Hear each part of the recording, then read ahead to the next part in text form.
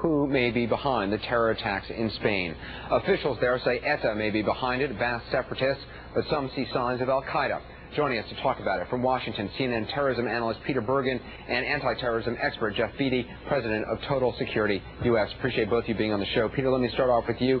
Spanish government says this is probably ETA, although they are leaving the door open to it being some sort of al-Qaeda or al-Qaeda-related attack.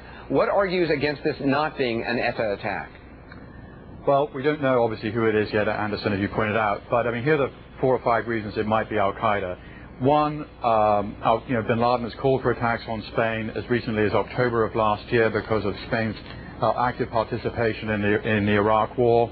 2, Spain was a scene where Mohammed Atta visited Spain in the course of the 9/11 plot, the lead hijacker, a place where al-Qaeda has infrastructure. 3, Spain has taken a very proactive role in cracking down on al-Qaeda. Judge Garçon, one of the most prominent judges there, has actually indicted bin Laden for his role in the 9/11 attacks in Spain, the only jurisdiction where that's happened. So there's a lot of reasons it could be al-Qaeda. And on the flip side, ETA has never carried out this kind of attack, this kind of scale, simultaneous 200 people approximately dead. Terrorist groups like ETA or the IRA in Ireland tend not to carry out attacks that have this many people killed because you have such a reaction of popular revulsion against the group, and you also have such a strong government crackdown that it really doesn't make sense to carry out these kinds of attacks. Jeff, as you look at the details of this attack, I mean, 10 near simultaneous explosions, a couple other thwarted on backpacks. What details jump out at you, Jeff? Well, what jumps out to me was an al-Qaeda trait, which was a low-tech but high-concept approach. You can't get much more low-tech than package bombs, and here they were effectively deployed.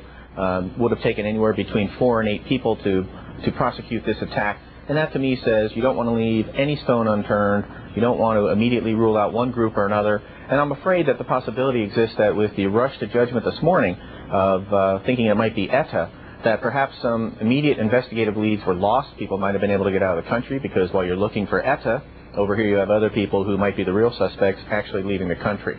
So that's the danger, just like we saw here in Oklahoma City. The immediate reaction was it has to be Middle Eastern terrorists, when in fact it turned out to be Timothy McVeigh, and we were just lucky to catch him. Peter, correct me if I'm wrong, isn't there a region, Andalusia in Spain, aren't there some, I don't know if it's al-Qaeda, but there's some groups that want, sort of Muslim groups in there who want to secede Andalusia. Am I correct in that, or am I totally off base? No, absolutely. I mean, one of al-Qaeda has constantly called for the return of Andalusia. As you know, it was that part of the Muslim empire 500 years ago, and it's one of their kind of pieces of rhetoric. We're going to take back Andalusia. So Spain is really a subject that they have focused on in the past.